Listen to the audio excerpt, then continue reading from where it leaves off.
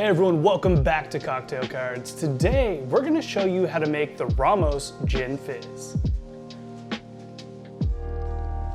So this drink is pretty notorious for being a very labor-intensive cocktail, and rumor has it the bartender that created this would actually take the drink and pass it around to everyone sitting at the bar so they can all give a go giving the drink a shake, because we're trying to really whip the drink long enough to where you get kind of a thick milkshake consistency on this one, and that can be pretty tough to do. But I do have some methods to kind of speed up the process for you that we're gonna go over in this recipe. But the very first thing we wanna do is make sure the glass that we're gonna serve the drink in is as chilled as possible. So take your glass, throw it in the freezer for maybe 5 or 10 minutes, or you can fill it up with ice water and throw it in the fridge for a few minutes while you're making your drink. Really just trying to get that glass as chill as possible so when the drink is made, it's gonna keep that consistency that you did all that work and effort to get it there. So let's go ahead and jump into the ingredients for the Ramos Gin Fizz. This is a gin-based cocktail, obviously based on the name. I'm gonna go with Bombay Sapphire. I would recommend any gin that kind of has some citrus tones to it, as this is a citrusy drink. However, pick your favorite gin and go with that. It's not gonna make or completely ruin the cocktail for you. Next we have some orange flower water. This is gonna be very small amounts. We're only gonna put a couple drops of that in this drink. It's very potent, it's very strong. You wanna go very light with it, but that is included in the original recipe here. Next we do need some simple syrup. Pretty easy, 1 part sugar, 1 part water, if you're not familiar with that. And we're also gonna throw some heavy whipping cream in this drink. This is what's gonna help give it that milkshakey consistency. And also to help thicken up the cocktail, we're also going to put 1 egg white into this drink. And then for our citrus tones, we're going to be putting both lemon and lime juice to give this a nice well-rounded citrus flavor. So let's go ahead and jump in and talk about how to make this cocktail. One thing I forgot, you will need soda water to finish this drink off. I forgot about it because it was in the fridge. You want to keep this as cold as possible. So if it's not chilled, make sure you get your soda water in the fridge. That's why I forgot about it, but we had to add this in the ingredient. So let's go ahead and jump in and show you how to make the drink.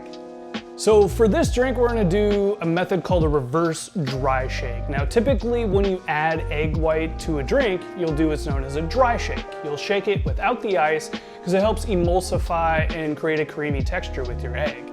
Now, when you do a reverse dry shake, we're actually gonna add ice and do a long shake for this one.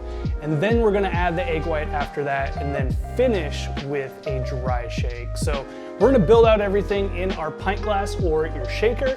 We're just gonna exclude the egg until the second shake. So the very first thing we're gonna add is 2 ounces of our gin.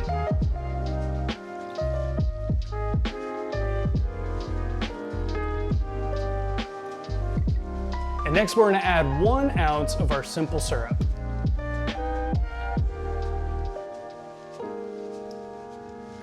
Now we're gonna cut up a lime and we're gonna go ahead and throw in 1/2 ounce of fresh lime juice.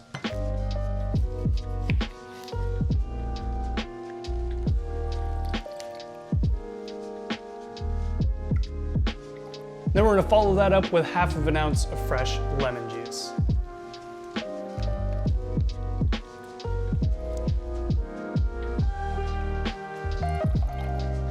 Now we're gonna add 1 ounce of our heavy whipping cream.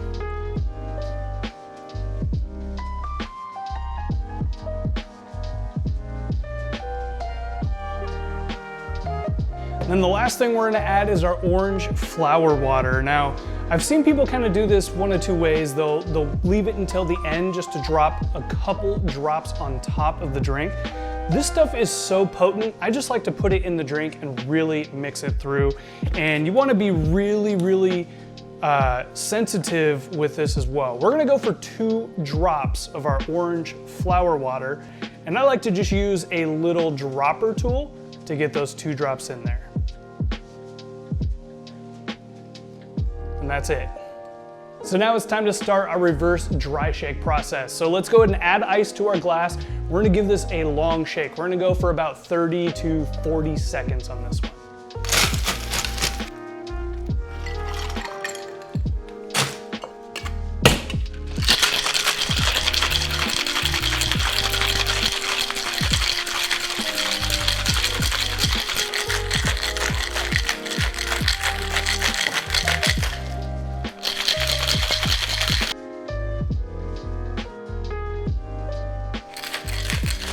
right, that should be good. We got a nice heavy frost on the outside of our tin here. And what we're gonna do is just separate your tin, and we're just gonna double strain this into here. We wanna keep out any ice shards, anything that might ruin that milkshake consistency at the end. So go ahead and just double strain your drink back into your shaker or pint glass.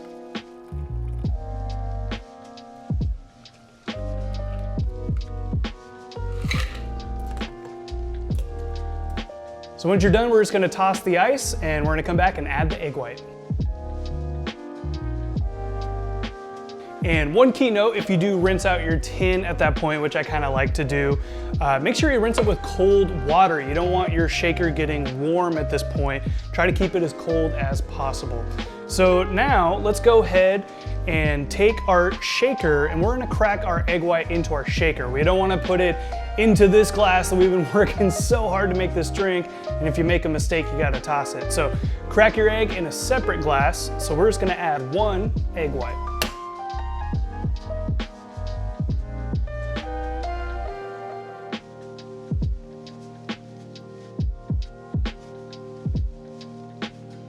All right, once your egg white is in your tin, go ahead and pour the rest of your drink in there. Go and get a nice seal on your shaker. And we're gonna give this a shake for about 40 seconds, maybe even up to a minute if we don't get that milkshakey consistency. So yeah, this is the time consuming part. Let's go ahead and give this a pretty big 40 to 60 second shake here.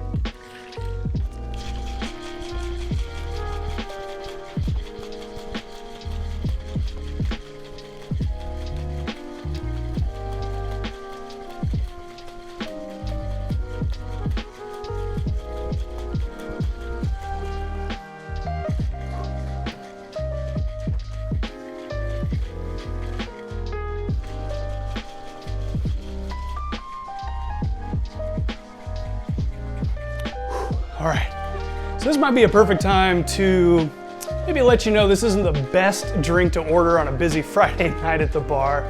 Definitely something that you want to order during the week or during slow time. Or if they have it on the menu, I've even seen some machines where you can actually put this in the actual machine and it shakes it for them for about 2 minutes or so. It's pretty cool. But yeah, on a busy Friday night, maybe stick with something else.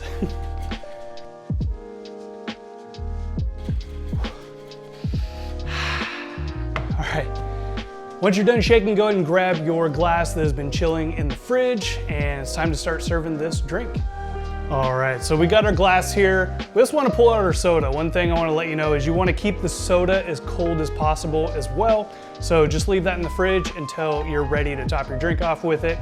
So now we're ready to pour our cocktail into the glass. You're just gonna free pour it into the glass since there's no ice or anything in there. So go ahead and fill it up about, I'd say about 80%.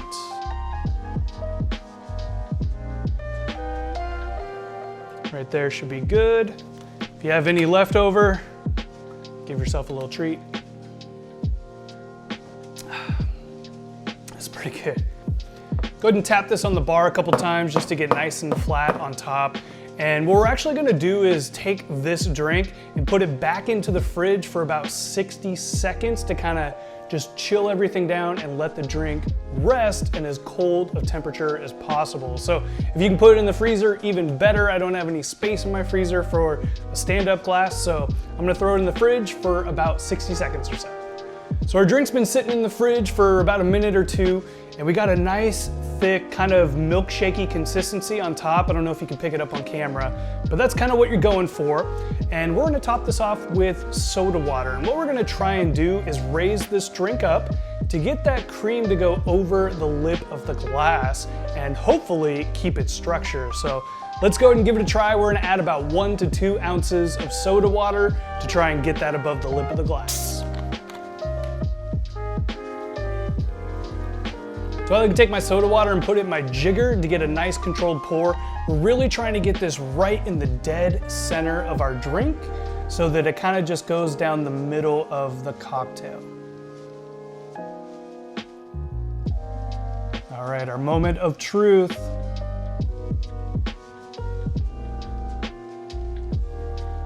There we go. Looks like we got a little lip on the front.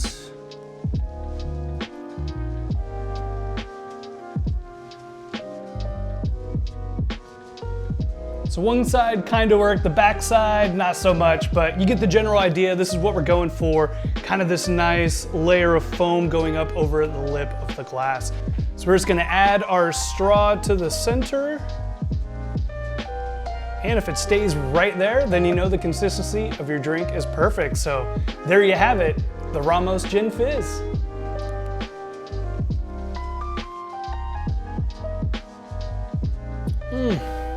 Yes, that's good. It's kind of like if you've ever had those orange creamsicles, but instead of orange, it's like this lemon lime just mix in there that's so delicious. Lots of cream, right? Like heavy cream, that's a big flavor in there. The gin gives you a little herbalness as well, but it's mostly just like a gin sour with just cream flavor to it as well. So yeah, that is really good. Worth the effort? Well, that's up to you to decide. It's a lot of work to make this drink. So, you know, if it's something you want to do at home, it's a really fun project. And yeah, pretty good drink. I like it a lot. I think it's worth it. It's nice, refreshing, awesome summer drink. Ramos Gin Fizz.